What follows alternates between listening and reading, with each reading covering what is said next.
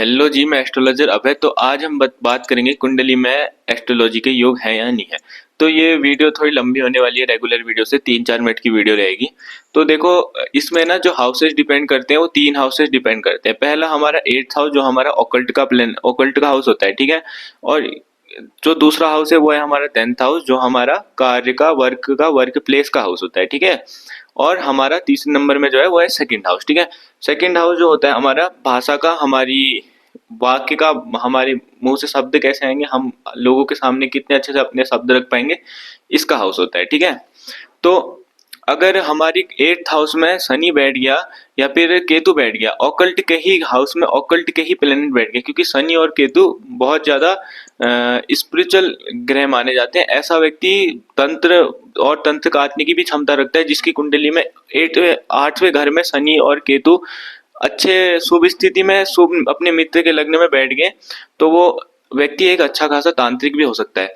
तो अगर आपकी कुंडली में भी शनि या फिर केतु 8th हाउस में बैठे हैं, तो ये आपको एस्ट्रोलॉजी सीखने का बहुत अच्छा योग देते हैं, ठीक है। और ऐसा व्यक्ति बहुत अच्छे लेवल का एस्ट्रोलॉजर होता है, ठीक है।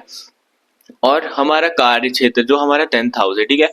अगर हमारे 10th हाउस में गुरु ग्रह बैठ गया या फिर गुरु ग्रह के साथ में बुध बुध ग्रह बैठ गया, सूर्य ग्रह बैठ गया ना, गुरु सूर्य गुरु बुध की अगर युति बन रही है 10th हाउस में, और हमारा देवता लगने की कुंडली है, यानी कि हमारे मंगल लगने की कुंडली है, या फिर सूर्य लगने की, चंद्र लगने की, या गुरु लगने की कुंडली है, तो ये भी एक बहुत अच्छा ज्योतिष में कार्य होने का, ज्योतिष से पैसे कमाने का बहुत अच्छा योग बनाता है। अगर सिर्फ गुरु ही गुरु बैठा है तब भी ये बहुत अच्छा योग है ज्योतिष से पैसे कमाने का, कि आपका जो कार्य होगा वो ज्योतिष से रिलेटेड होगा, ठीक है।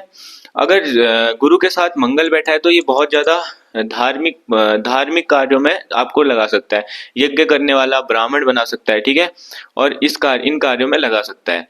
अब हमारा जो तीसरा हाउस है वो हमारा है हमारा सेकंड हाउस, ठीक है। सेकंड हाउस है, मैंने जैसे बताया कि वो होता है हमारा बोली का हाउस, हमारे कि हमारे शब्द कैसे आ रहे हैं। ऐसा व्यक्ति जिसके सेकंड हाउस में चंद्रमा या फिर बुध बैठा हो, अगर बुध सेकंड हाउस में बहुत शुभ अवस्था में बैठा है, तो ऐसा जातक बहुत विद्वान, बहुत ज्ञानवान और हम अपनी बात को बहुत अच्छे से रखने वाला होता है। बस शर्त यह है कि वो शुभ अवस्था में बैठा हो, उसके मित्र का ही लग्न हो और मित्र की ही राशि पे वो बैठा हो।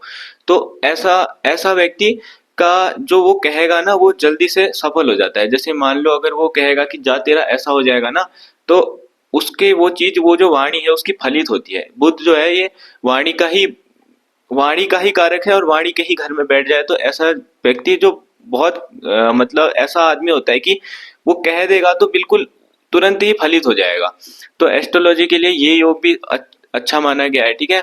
और बाकी देखो, और चीजें भी मैटर करती है। एक सबसे ज्यादा जो चीज मैटर करती है, अगर तुम्हारा देवता लग्न है ना, तो ये भी एक ज्योतिष सीखने के लिए, ज्योतिष से पैसे कमाने के लिए बहुत अच्छा योग माना गया है। देवता लग्न यानी कि तुम्हारा मंगल, चंद्र, सूर्य या फिर गुरु, इनका लग्न है, इनका लग्न बन रहा है, तो ये भी बहुत अच्छा योग है आपकी ज्योतिष सीखने के लिए, ठीक है। और अगर आपका राक्षस लग्न भी है और ग्रह आपके बहुत पॉजिटिव है, आपके 8th हाउस में शनि या केतु में से कोई आपका ग्रह बैठा है, और हम आपके 10th हाउस में भी कोई अच्छा ग्रह है, बुध ग्रह है, या फिर सेकंड हाउस में बुध ग्रह है, तो ये भी ज्योतिष होने का योग बनाता है। और बाकी एक और चीज मैटर करती है, वो करती है कि अगर जैसे तो आपकी गुरु ग्रह की ना, आपका देवता लग्न है, गुरु आपका बहुत शुभ स्थिति में बैठा है, गुरु की दृष्टि शुभ स्थिति में बैठे हुए सूर्य और बुध पे पड़ जाए, तो ये भी बहुत अच्छा एस्ट्रोलॉजी सीखने का, एस्ट्रोलॉजी से पैसे कमाने का राज योग बनाता है एस्ट्रोलॉजी में, ठीक है।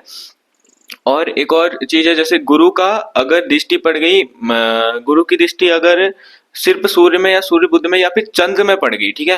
चंद्रमा में गुरु की अब गुरु की पूर्ण दृष्टि पड़नी चाहिए इधर पे। गुरु की पूर्ण दृष्टि क्या होती है? पंचम, सप्तम और नवम दृष्टि, ठीक है। इन तीनों में से कोई भी दृष्टि या तो गुरु की चंद्र में पड़ गई या गुरु की सूर्य बुध में पड़ गई, तो ये बहुत ज्यादा अच्छा योग माना गया है एस्ट्रोलॉजी के क्षेत्र में, ठीक है। ऐसा व्यक्ति एस्ट्रोलॉजी से पैसे अर्न कर सकता है, बहुत अच्छे खासे पैसे अर्न कर सकता है। लेकिन अच्छी एस्ट्रोलॉजी वही व्यक्ति अच्छे से सीखेगा जिसका देवता लग्न है, और जिसके ग्रह गोचर बहुत सटीक है बिल्कुल, और 8th हाउस उसका बहुत दृढ़ है, और 10th हाउस भी बहुत दृढ़ है, वही व्यक्ति अच्छी एस्ट्रोलॉजी सीख पाएगा। बाकी एस्ट्रोलॉजी से पैसे कमाने के योग अलग हैं और एस्ट्रोलॉजी सीखने के योग अलग हैं। तो मिलते हैं अगली वीडियो में। आई होप आपको समझ में आया होगा, और आपके कोई भी डाउट है तो वो आप पूछ लेना मेरे से। बाकी तब तक के लिए राम राम।